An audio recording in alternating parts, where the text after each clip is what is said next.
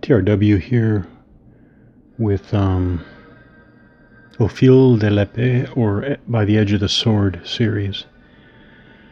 So this is a mismatch here. Heroes and Kings is the new one. Au Fil de l'Épée. Guillaume of Normandy, 11th century battle, St. Louis at Taillebourg, 13th century, Duguesclin, 14th century, and Joan of Arc, Bataille, 15th century. So it is a folio game.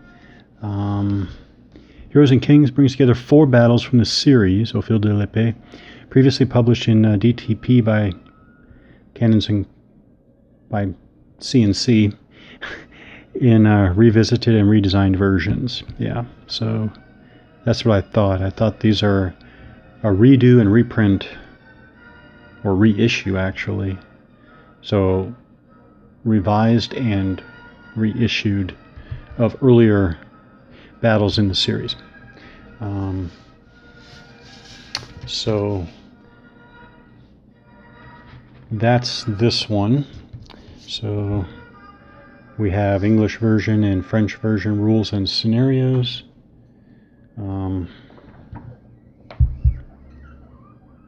Yeah, 2018. I guess I'll be getting to that. This is not ready to go. Very nice player aid card there. Terrain chart, melee table, fire table. Melee modifiers and fire modifiers. Yeah. Again, a nicely evolved and developed system. Very, very nice, actually. So it looks like, yeah, each battle has a quarter sheet map. Still some of the best graphic design in general.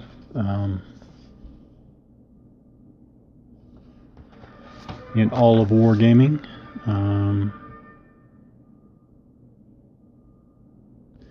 Yep, so again, I'll be getting to this when it's ready to go.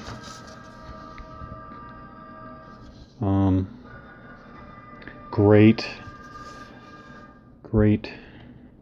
counter art, counter graphic design. Very, very nicely done in all respects. Now, I was wondering about one thing. I did not remember these colored boxes. I don't remember that, so I'm going to go way back to what for me is the beginning, which I'm going to get to. This is so the old ones did not have. So this is, I'm going to be getting to this. This should be from the Lion and the Sword. Yeah, this should be the Lion and the Sword. And let's look at the 2 main armies here for the Lion and the Sword. They do not have that color behind the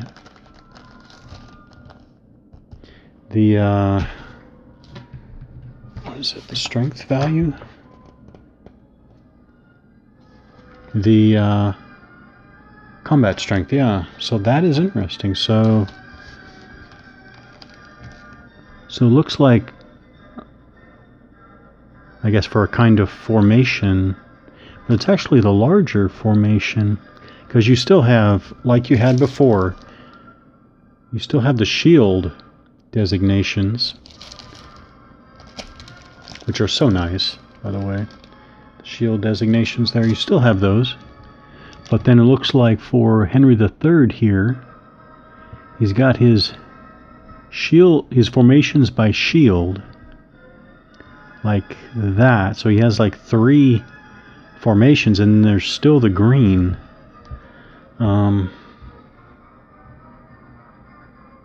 Now I wonder if that's not just the... Is that for the battle or is that for something else? Combat strength. A background color. You still have the banner or coat of arms.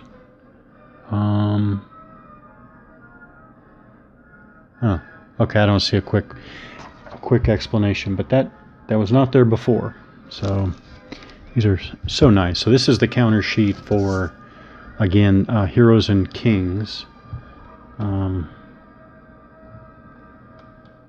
Very nice. So I wanted to just do a very quick preview of that, because this is what I'm thinking of picking up again. And what I have here are two folio games. I have The Lion and the Sword and Swords of Sovereignty. Still both by the Edge of the Sword series. And what I'm going to look for, since they're both ready to go, I'm going to look for which battle has the least number of special rules to get started again, to get back into this series. So Arsuf has starting position, specific rules. So it has mounting and remounting is, I don't consider that to be an extensive specific rule. But you have Abandoned City of Arsuf, Impetuosity of the Hospitallers, Royal Standard, Crusader Fleet, and Movement Baggage. Okay, so I'd say a medium amount of specific rules. Then we have the other battle. Yeah, that has less already, I can see.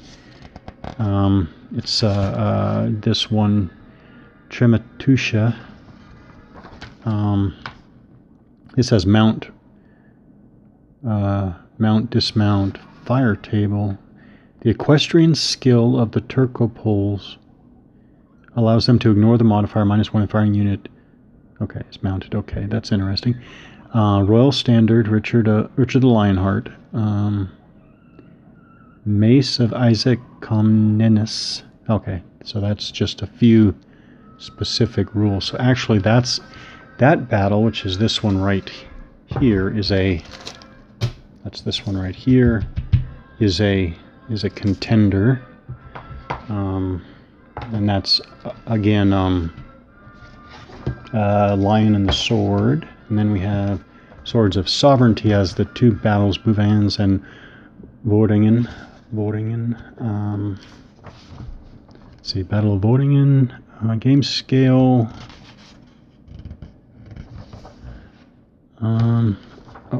Special rules for Bouvans. There.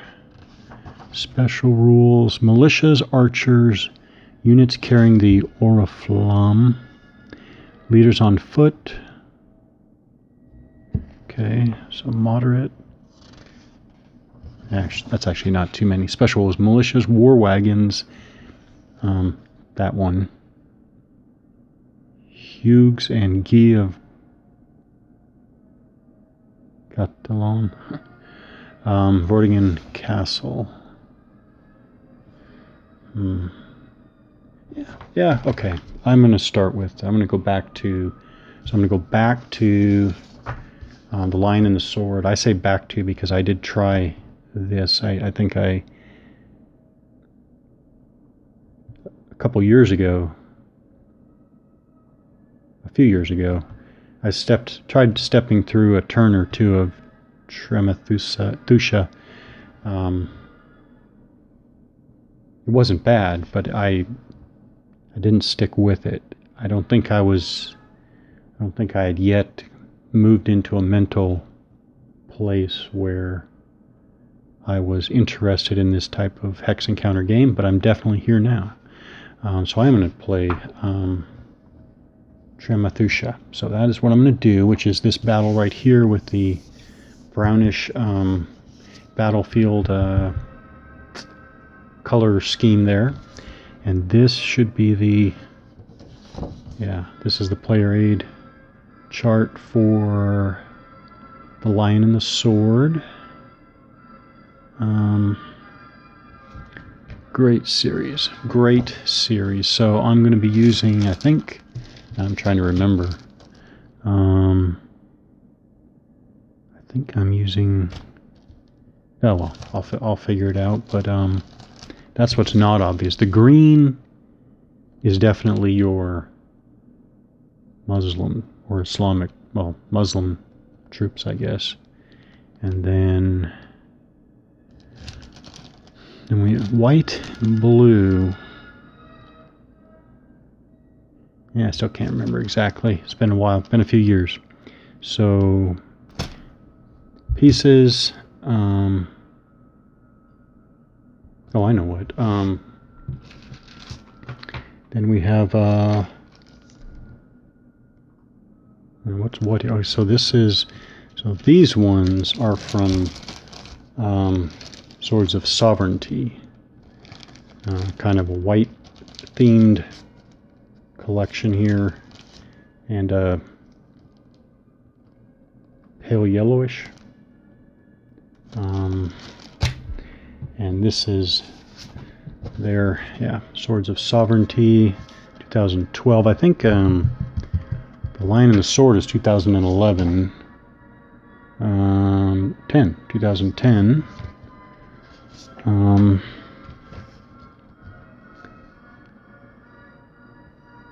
Again, it's the same evolved system with not a lot of gratuitous changes at all. Actually, there are a bunch of very fine adjustments, I would say. So you have a half-sheet battle map there of Boringen.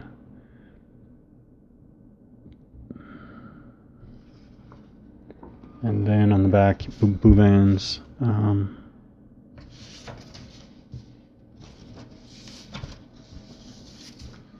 Very nice. Very nice. So since I know I'm going to be playing Tremathusha, Flying the Sword scenarios. The scenario historical begins, which I will be playing. Looks like it has an alternate variant. Okay, alternate variant. I mean a variant here. What would have happened if the banner of Robert IV of Sable, sent to conquer Famagusta, had not been able to participate in the battle? To find out, the historical scenario is modified to simulate this variant hypothetical, which is more balanced than the historical battle. Okay, all right. But now back to the historical scenario. Begins at the moment when Richard's army en route to Nicosia emerged onto the plain of Tremathusha, where Isaac Comnenus had established his camp. Units are listed by banner. Each player may face his units as desired, starting with the attacking player. Yeah, in this series you have your attacker and defender set by scenario, which has a slight has a slight impact on gameplay, but necessary. A slight but necessary impact on gameplay. So attackers, defenders. So okay, Greek army. That's it. Greek versus Crusaders.